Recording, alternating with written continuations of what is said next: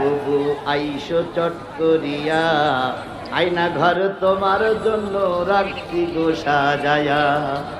আমরা রিসিপশনে বইসা আছি, রিসিপশনে বইসা আছি জুতোর মালা লয়া, আয়না ঘর তোমার জন্য রাখছি গো সাজায়া।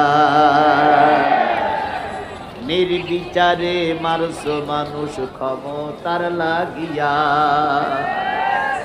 দিন ধর্ম আর মানবতা সব কিছু ছাড়িয়া বুবু সব কিছু ছাড়িয়া, তোমার পাপের শাস্তি লইতে হবে,